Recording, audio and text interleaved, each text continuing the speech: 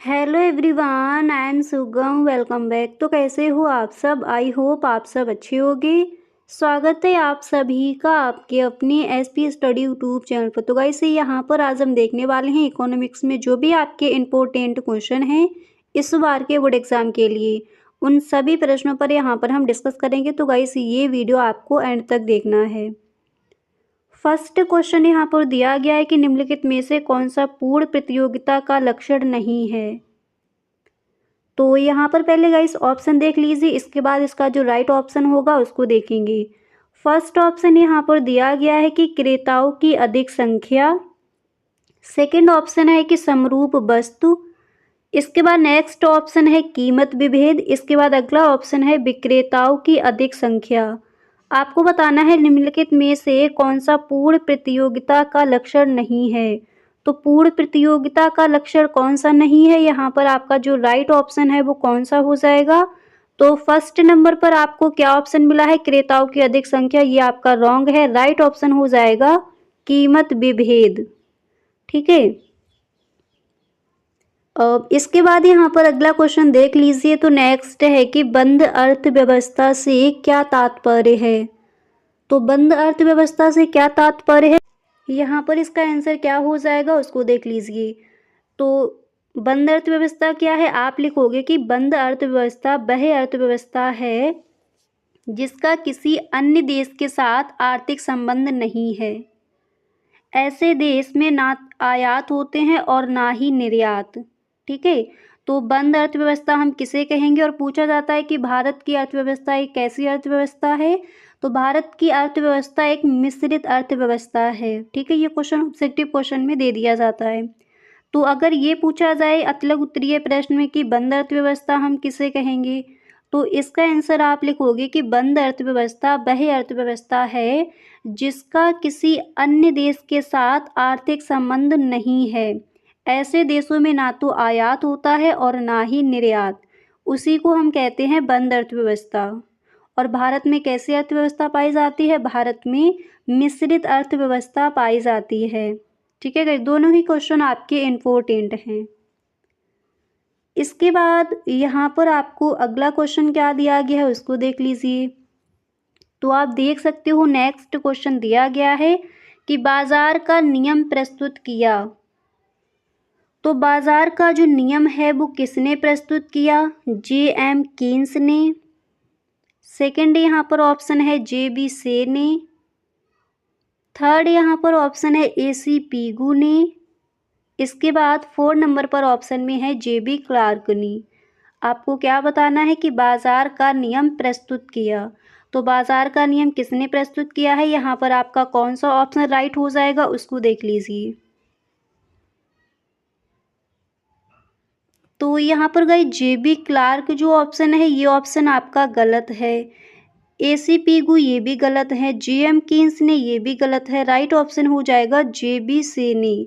बाजार का नियम किसने प्रस्तुत किया, जे.बी. से ने। ठीक है।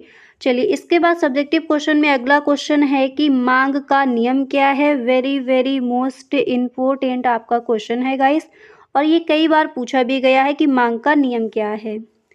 आप लिखोगे कि वस्तु के मूल्य में वृद्धि होने से उसकी मांग कम हो जाती है और वस्तु के मूल्य में कमी होने पर वस्तु की मांग में वृद्धि हो जाती है। यही आपका कहलाता है मांग का नियम। क्या लिखोगे, एक बार दोबारा से देख लीजिए कि मांग का नियम क्या है। आप लिखोगे कि वस्तु के मूल्य में वृद्धि होने से उसकी मांग कम हो जाती है और वस्तु के मूल्य में कमी होने पर वस्तु की मांग में वृद्धि हो जाती है। यही मांग का नियम कहलाता है। और ये जो गाइस आपका क्वेश्चन है बोर्ड एग्जाम में कई बार आस्क किया गया है। ठीक है, तो मांग का नियम क्या है अच्छे से तैयार कर लीजिए। बंद अर्थव्यवस्था क्या है इसका भी आंसर आप दे चुके हैं, वो भी आपका इम्पोर्टेंट है क्वेश्चन। ठीक है। चलिए इसके बाद अगला क्वेश्चन आपका कौन सा इम्पोर्टेंट है उसको देख लीजिए। नेक्स्ट है कि चाय की कीमत में वृद्धि से चीनी की मांग में होगी। ये क्वेश्चन भी कई बार पूछा गया है, आप पेपर उठाकर देखना, मॉडल पेपर में भी आपको ये क्वेश्चन मिल जाएगा। तो चाय की कीमत में वृद्धि से चीनी की मांग में क्या होगी, कमी, स्थिरता, तीसरा ऑप्शन है वृद्धि और 4 नंबर पर ऑप्शन है ये सभी। तो चाय की कीमत में वृद्धि से चीनी की मांग में क्या हो जाएगी, यहाँ पर आपको राइट ऑप्शन चूज करके बताना है। तो गाइस आपको ध्यान रखना है, अगर इस तरह से क्वेश्चन आता है कि चाय की कीमत में वृद्धि से चीनी की मांग में क्या होगी, तो क्या होगी, कमी। यानी ए नंबर पर यहाँ पर जो आपको ऑप्शन मिला है यही आपका हो जाएगा राइट ऑप्शन। ठीक है। इसके बाद अगला क्वेश्चन यहाँ पर है कि समष्टि अर्थशास्त्र को परिभाषित कीजिए। तो चलिए इसका आंसर देख लीजिए। पहले आपको गाइस इस तरह से लिखना है, शपेरो के अनुसार जो आपके अर्थशास्त्री हैं इन्होंने समष्टि अर्थशास्त्र की परिभाषा को किस तरह बताया है। इन्होंने कहा है कि समष्टि अर्थशास्त्र संपूर्ण अर्थव्यवस्था के कार्यकरण से संबंधित है। और इसके बाद नीचे यहाँ पर इसकी परिभाषा आप लिखोगे कि समष्टि यानी विशाल अर्थशास्त्र आर्थिक विश्लेषण की वह शाखा है जो संपूर्ण अर्थव्यवस्था अथवा इकाइयों समूह का अध्ययन करती है, जैसे कुल आय, कुल बचत, कुल विनियोग आदि। ठीक है। तो समष्टि अर्थशास्त्र को परिभाषित कीजिए, तो इसकी जो परिभाषा है वहां पर आप इस तरह से लिख कर आओगे। इसके बाद यहाँ पर अगला क्वेश्चन आपका दिया गया है। अगला क्वेश्चन क्या है कि समग्र मांग से आप क्या समझते हैं। तो यहाँ पर देख लीजिएगा इस समग्र मांग क्या है। समग्र मांग हम किसे कहेंगे, आप लिखोगे कि समग्र मांग उस कुल व्यय को बताती है जिससे एक देश के निवासी आय के दिए हुए स्तर पर वस्तुओं और सेवाओं को खरीदने के लिए व्यय करने को तैयार हूँ या फिर व्यय करने को इच्छुक हूँ। इस तरह से इसका आंसर आप लिख कर आओगे।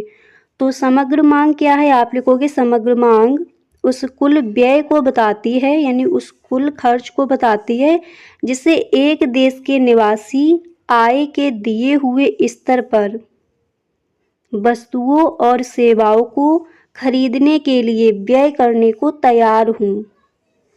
तो आई होप आपको समझ आ गया होगा कि समग्र मांग हम किसे कहेंगे। अगला क्वेश्चन यहाँ पर है कि उपभोग सीमांत प्रवृत्ति क्या होती है, इसको तैयार कर लीजिए। इसके बाद अगला क्वेश्चन आप तैयार यहाँ पर कर लेंगे, निवेश से क्या आशय है, ये भी आपका इम्पोर्टेंट है। इसके बाद अगला क्वेश्चन यहाँ पर आप देख सकते हो दिया गया है कि बाजार का अर्थ लिखिए, ये भी क्वेश्चन इंपॉर्टेंट है अतलग उत्तरीय प्रश्न में। नेक्स्ट क्वेश्चन है कि बजट रेखा को परिभाषित कीजिए, इसको भी आप तैयार कर लेंगे। एंड इसके बाद गाइस यहाँ पर अगला क्वेश्चन आप देख सकते हो आपका दिया गया है कि अल्पकाल एवं दीर्घकाल में भेद कीजिए, ये क्वेश्चन भी आपका इम्पोर्टेंट है। ठीक है।